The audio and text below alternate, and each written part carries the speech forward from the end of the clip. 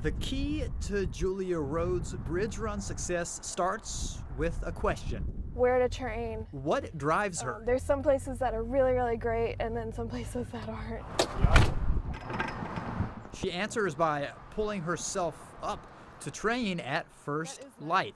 I was doing half marathons when we were living in Massachusetts. Running was my one constant. It's now just a constant reminder of what she lost. And I was training for my second half marathon when I got into my accident. Hi, darling. Hey. That accident left Julia paralyzed from the waist down and forced her to use a wheelchair. But her competitive spirit spoke to her in a whole new way. This is a standard racing chair. I can just hit it and it'll start to turn. I do hard gloves. Hands at the ready. She push, follow through. She's rolled that passion for running into racing wheelchairs for the last 6 years. She says the bridge run is her toughest challenge yet. The bridge is definitely a beast to climb. During the day, you can see everything. And when you're at the top, you feel, I kind of feel like I'm at the top of the world. She's pushed the entire length of the bridge and back twice a week to prepare. It takes courage to be able to face something that you really miss and to be able to grieve that. As for her grief, there's no disability that takes away your ability to enjoy your life. Well, she leaves it in that spot where the rubber meets the road. That's why I really love Charleston, because there is that support for me to be able to do what I love here, which is to race. Thank you. It's really excited that there is a race that I can be a part of. We're going to be south of the Ravenel Bridge over there. What we're going to focus on is picking up debris items. What is that? I think it's a buoy. I'm going to give it to you. You're going to give it to him. The reason we are concerned or want to involve the public in building those oysteries is they're a huge importance, both economically, both for societal value due to the oyster roast that people have this time of year. It's tourism, livelihood, family times, fun times.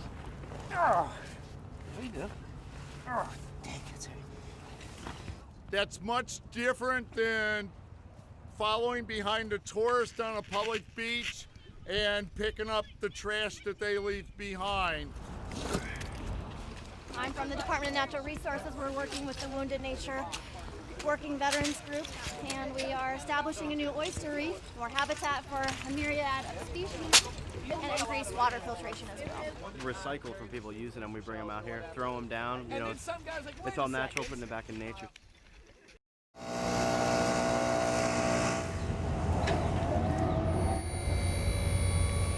It's about 2 weeks per preset for this. Right now it's bare in here, but when we're done, it all comes together. Friendly, fun, working with each other, but we all have a job to do. The hardest part of the job? Getting up in the morning. Yeah, getting up in the morning, there you go. You gotta imagine there's gonna be thousands and thousands of more people that's gonna attend this and go, hey, I wanna come to that tennis tournament.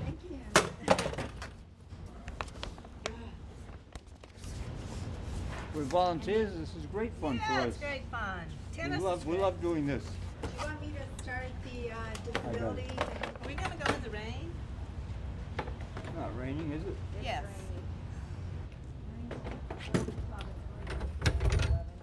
Weather is really the biggest factor. If you get the nice weather, it's usually having a good work day. Spectators are what it's all about.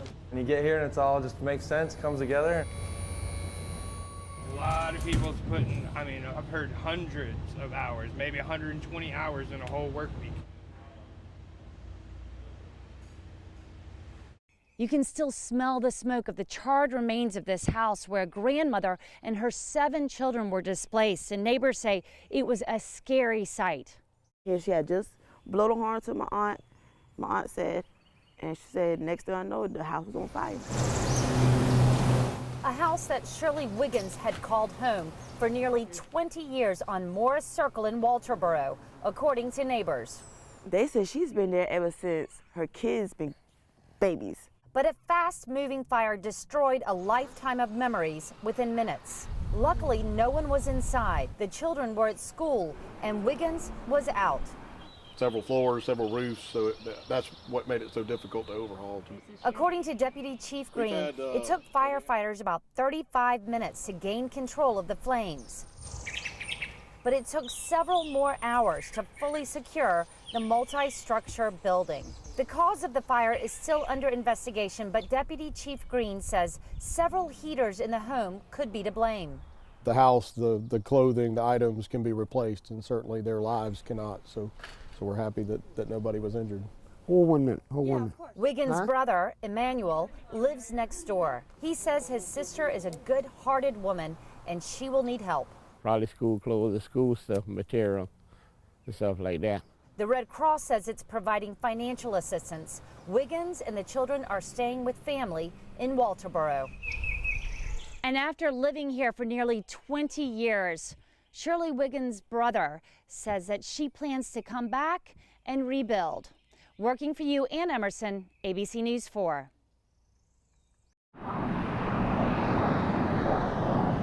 We're gonna go skiing and sledding there. Say hello. You're traveling with a family. Again, build in enough time. This is Stinky Bunny. How often do you guys do spring break? Every year. We love spring break. There's a skier on it. Take a couple minutes before you even come to the airport. Do a quick sweep of everything you have to make sure you don't have anything that's prohibited. With 4 kids, it's, a workout. I think we're gonna go diamond mining, and we're gonna go swimming in the pools. There's lots of families traveling around this time. What we started recently was asking passengers to remove any electronics larger than their cell phone from their bags. Spring break. Woo!